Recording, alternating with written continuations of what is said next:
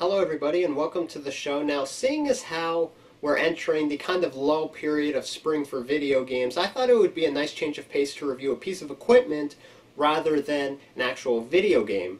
But before I talk about my initial impressions and review of the actual device, I thought I'd give you a little background as to where I come from with video game capturing. The first model game capture device I ever purchased was one by Hauppauge. Now, when I got it from Amazon, for whatever reason, it didn't work. I'd read some rumors in the comments and ratings after I tried the device that there were some defective models circling the market, but it was probably just the fact that I couldn't get the damn thing to work for whatever reason. So I returned it to Amazon, got my money back. That was fine. The second device I purchased was a DVD recording device by Toshiba. Now, I really didn't like this type of footage. I didn't like this type of recording because, for one thing, it was always a hassle to burn and rip DVDs constantly in order to get the footage from the recording device to my laptop. But more often than not, the footage actually captured was very low quality. If you want to get an idea of what the footage looked like, then feel free to go to my top 15 reasons why LA Noire sucks video, which I'll post an annotative link on this video to give you an idea, because basically all the footage from that video was captured using the DVD recorder. So you can imagine my reluctance to purchase a new game capturing device. But I'd heard a great review after great review, people lauding high praise over this new device, and seeing as how the price point was just about $130 US, I thought, what the hell, what do I have to lose? So, without further ado, here are my initial impressions and review of AverMedia's Game Capture HD device itself. So as you can see, I've neatly laid out all the things that come with AverMedia's Game Capture HD.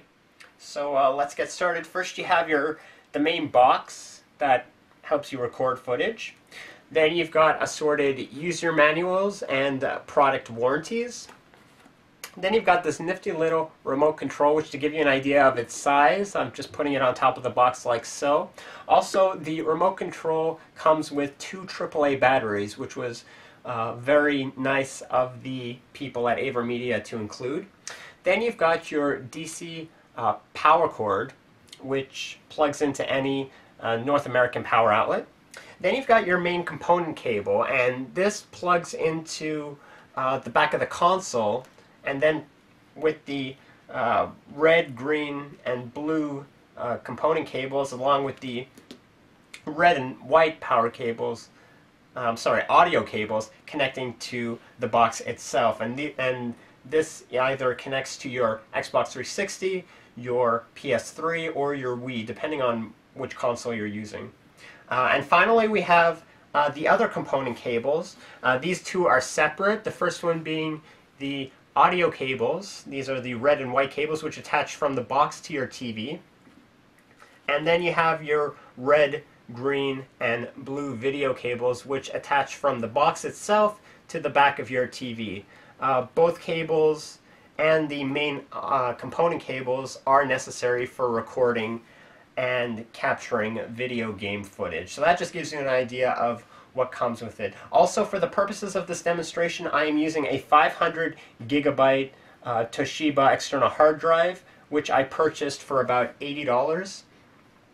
One of the things that's great about AverMedia's Game Capture device is you basically hook up the external hard drive to the box as it's running, which allows you to record footage without having to actually hook up any wires or any components to an actual running computer. Instead, what you do is you record it on your external hard drive like so, and then simply remove it from the box and hook it up to your computer, and just simply input whatever footage you've captured onto your laptop or PC. So that just gives you an idea of what comes with the AverMedia's Game Capture HD once you get it. Okay, so this is just to give you an idea of what the AverMedia Game Capture HD box looks like up close. First, you've got your main power button, which could be pushed manually or with the remote control. Then you've got your recording button, which again could be pushed here on the device manually or on the remote control itself. Then you've got your USB flash drive, your USB flash port, which any cord connects to the external hard drive you're using if that should be the case. Now, I should mention that you can use a USB flash drive if you want, but I highly recommend that you use an external hard drive just because you don't want to have to think about how many minutes you have left of recording time when you're actually playing a game. And I think the biggest, don't quote me on this, but I think the biggest USB flash drives are around maybe 50 to 100 gigs. So it would just be more in your interest or more value to just purchase a new external hard drive. Looking at the back here, we have two sets of components. The bottom is your in components. Now, this is where the cord attaches from the back of the console, and the component cables attach at the bottom set here.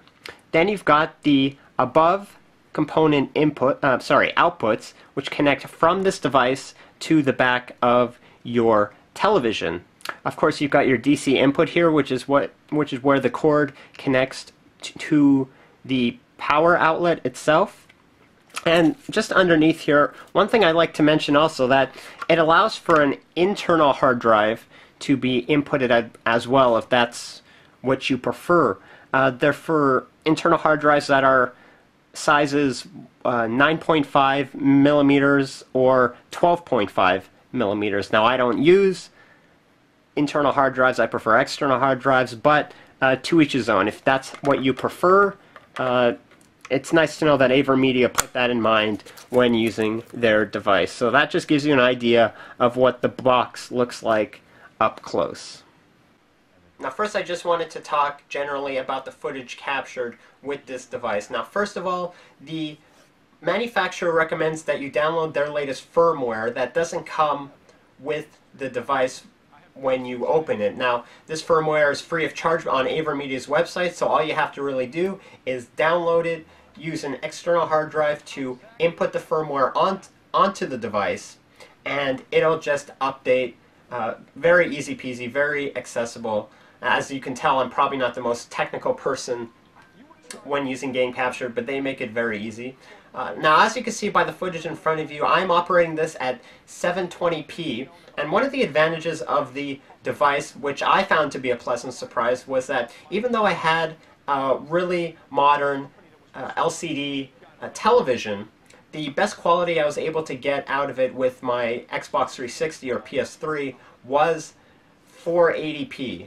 And what the box allowed my resolution to be bumped up to 720p and even 1080i, which I thought was a very pleasant surprise. Now, if you're recording footage, I recommend that you use 720p over 1080i, just because you notice there's a noticeable difference when you're recording in 1080i. If you look at shadows or the edges of just objects and shapes, they come out, I don't want to say a little fuzzy, but it's kind of like when you take a high-resolution wallpaper and shrink it when it can't handle that high resolution. That's kind of what it looks like. I don't want to say it looks bad, but it does look more sharper if you're using 720p. So that's what I recommend.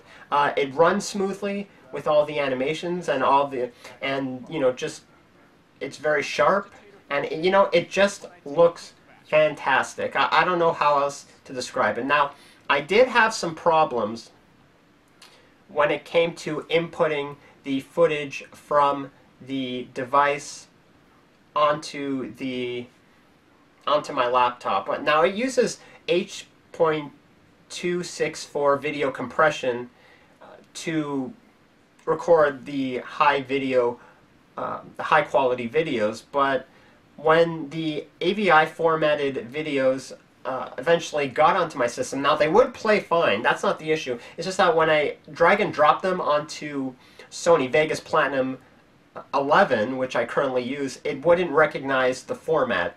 So what I had to do was convert it to from AVI to MP4 before I could actually use the footage. Now, AverMedia offers a free AVI to MP4 converter, which I did download and install, but for some reason it's not working as I wanted to. So I used a different video converter that I had, an iSkysoft video converter, which I've always had for all my videos, which is about 30 bucks. If it doesn't work for you, then I recommend purchasing this as well. It's a one-time purchase for life. It works great, but I was a little disappointed when I saw that it didn't work. Maybe it's just an outdated edition. Maybe it was just a fluke on installation. I don't know, but I did want to just mention that. The AverMedia Game Capture HD records in MP3 format. So if you have a big jacked up 5.1 digital Dolby surround sound stereo, probably won't pick up the sound in the best possible quality, but it does sound pretty damn good in my opinion. I'm happy with it, and hopefully you'll be too, but it has to be mentioned. Otherwise, you know, you can see the results for yourself. They look fantastic, and that being said, let me just show you a bit how it works in real time, like if you're sitting on the couch or just operating it as you would normally. Okay, now for the last portion of this review, I just want to show you how the box works in real time. So currently I am playing the Xbox 360 version of LA Noire by Rockstar Games, and I'm recording in 720p. So, okay, so the box isn't on currently, so let me just show you. As you can see, I have the little remote here, and I'm going to press it in 3, 2, 1. And as you can see, the light on the external hard drive and on the box itself has turned on, and it will take a few seconds before it actually turns on the screen. What happens is it flashes black for a few seconds and then says, "Welcome to AverMedia's capture box." So just be patient, it should happen momentarily. Okay, there it goes, and then you have the "Welcome to use the AverMedia box." Now, I just want to show you what happens when I record it. Again, I have the remote here. 3, 2, 1, record. And as you can see, there's a red dot in the top right corner showing me that it's recording and how many more minutes I have recording. And as you can see, there is a red light on the AverMedia box itself. Now, another good thing is that this device, the remote control here, allows for you with this button to record high-resolution screenshots as well. So I just wanted to mention that. So now let me just stop recording and just to show you what happens. Okay, 3, 2, 1, stop recording. And hopefully, okay, it has stopped recording. As you can see, the AverMedia box has stopped blinking red, and at the top it indicates that 32 seconds of recorded footage has been captured. And that is my review of AverMedia's Game Capture HD device. Now, as always, feel free to rate and comment on this video. Also, I should mention that I'm placing a link at the bottom of this video directly to AverMedia's product page if you want to look up further product specs on this specific device. As always, feel free to subscribe to my channel if you want to receive my latest videos as I upload them directly to YouTube. That being said, I am the Millennium Gamer, signing off.